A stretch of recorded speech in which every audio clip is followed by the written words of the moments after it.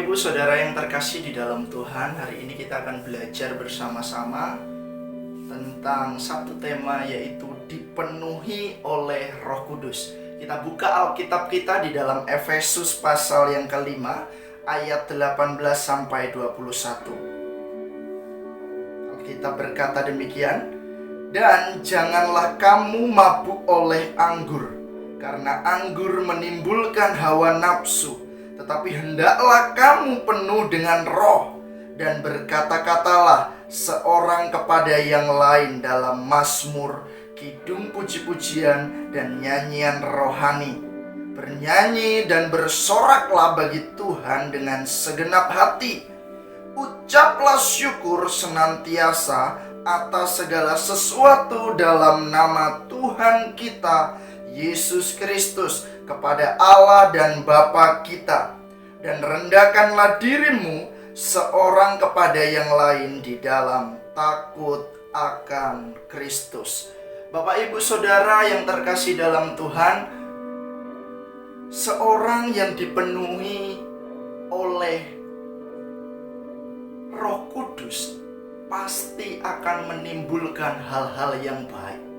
Tetapi ada yang unik dari ayat ini, di mana Rasul Paulus mengontraskan antara seorang yang mabuk oleh anggur dan seorang yang dipenuhi oleh Roh. Orang yang mabuk akan menimbulkan hawa nafsu. Ia akan menimbulkan kekacauan. Dan banyak pertengkaran terjadi diakibatkan karena kemabukan. Tetapi seorang yang dipenuhi oleh Roh, ia akan dikuasai oleh Roh. Ia akan dikendalikan oleh Roh. Ia akan dipenuhi, ditawan oleh kuasa Roh Kudus. Dan Alkitab berkata demikian, "Hendaklah kamu penuh dengan Roh." Frase ini menunjukkan, di dalam teks aslinya itu memakai kata perintah yang harus terus-menerus dikerjakan. Jadi, seorang yang dipenuhi oleh Roh adalah sebuah perintah, bukan pilihan. Ini adalah kehidupan normal yang harus dikerjakan oleh setiap orang percaya, yaitu senantiasa terus-menerus hidup oleh Roh Kudus atau dipenuhi oleh Roh Kudus. Ini bukan sebuah pengecualian, tetapi ini sebuah perintah yang harus dikerjakan. Nah, apa tanda dari seorang yang dipenuhi oleh Roh Kudus? Yang pertama, ia hidup dalam pujian dan penyembahan.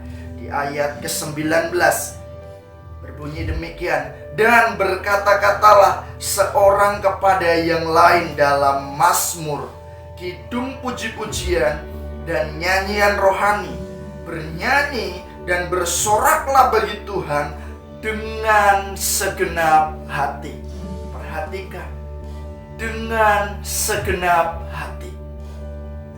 Pujian, penyembahan yang dinaikkan oleh seorang yang dipenuhi oleh Roh Kudus adalah pujian yang keluar dari hati.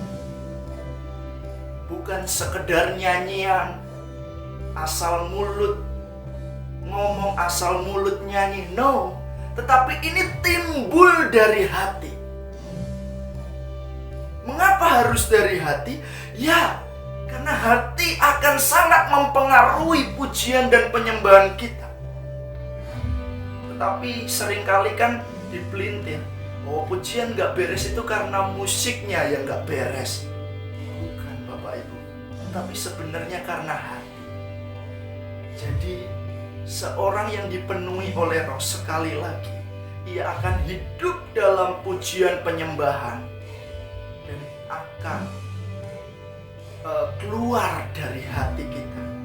Pujian penyembahan itu akan muncul di dalam hati kita. Ia akan suka memuji Tuhan. Kemanapun ia pergi, kemanapun ia akan melangkah, pujian penyembahan ini akan menjadi hidupnya, akan menjadi ciri hidupnya. Di tempat kerja, di tempat pelayanan, di sekolah, dimanapun berada, pujian penyembahan ini akan jadi gaya hidupnya. Dan inilah seorang yang dipenuhi oleh Roh Kudus. Nah, tanda kedua adalah hidup dalam ucapan syukur. Di dalam ayat yang ke-20, di situ dikatakan, ucaplah syukur senantiasa atas segala sesuatu dalam nama Tuhan kita Yesus Kristus kepada Allah dan Bapa kita. Seorang yang dipenuhi oleh Roh Kudus, ia akan hidup dalam ucapan syukur. Apapun yang terjadi di dalam kehidupannya, ia akan mengucap syukur senantiasa. Mau masalah berat, mau masalah ringan, mau tidak ada masalah, ia akan mengucap syukur. Mau ada pergumulan, mau ada persoalan, mau ada ujian, ia akan mengucap syukur. Jadi ucapan syukur ini tidak dipengaruhi oleh keadaan, tetapi karena hidupnya dikuasai, dikendalikan oleh Roh, sehingga tidak ada kata lain selain ia mengucap syukur senantiasa. Jadi tidak ada sungut-sungut di dalam kehidupan seorang yang dipenuhi oleh Roh Kudus. Tapi hanyalah ucapan syukur. Dan tanda yang ketiga dari seorang yang dipenuhi oleh Roh Kudus adalah hidup dalam ketundukan. Kita baca di dalam ayat 21. Dan rendahkanlah dirimu seorang kepada yang lain di dalam takut akan Kristus. Bapak Ibu Saudara yang terkasih dalam Tuhan, tunduk di sini artinya saudara tetap berada di bawah. Sekalipun banyak tekanan, saudara bertahan. Sekalipun banyak ujian pencobaan, saudara tetap bertahan. Tunduk di sini juga berbicara kalau dalam konteks ayat selanjutnya di situ menceritakan, hai istri tunduklah kepada suami. Tetapi yang lebih jelas dari konteks ini adalah antara Tuhan dan gerejanya, di mana kita sebagai orang percaya harus mau menundukkan diri pada otoritas Kristus sebagai Tuhan kita, sebagai sang pemilik hidup kita, sebagai Tuhan kita, sebagai Raja di atas segala raja. Dan ketundukan ini dilakukan di dalam takut akan Tuhan. Seorang yang takut akan Tuhan tidak mungkin ia memberontak terhadap Tuhan, karena dia tahu bahwa hidupnya adalah berasal daripada Tuhan. Ketundukan ini ditunjukkannya melalui melakukan kebenaran firman setiap hari. Dan ketundukan ini, kalau kita melihat, adalah sebuah komitmen untuk tetap ada di bawah pemerintahan Tuhan. Seorang yang mau hidup seenaknya sendiri, seorang yang mau hidup hanya untuk diri, ia bukan seorang yang tunduk. Ia bukan seorang yang mau menerima pemerintahan Tuhan. Tetapi seorang yang mau tunduk, ia akan menyerahkan kehidupannya untuk hormat kemuliaan nama Tuhan. Apapun Tuhan yang kau kerjakan dalam kehidupanku, aku mau. Sebab aku percaya semuanya akan mendatangkan kebaikan. Ini seorang yang tunduk. Proses apapun pasti akan dilewati karena ia tunduk kepada Tuhan. Nah, ada 3 hal yang kita pelajari hari ini.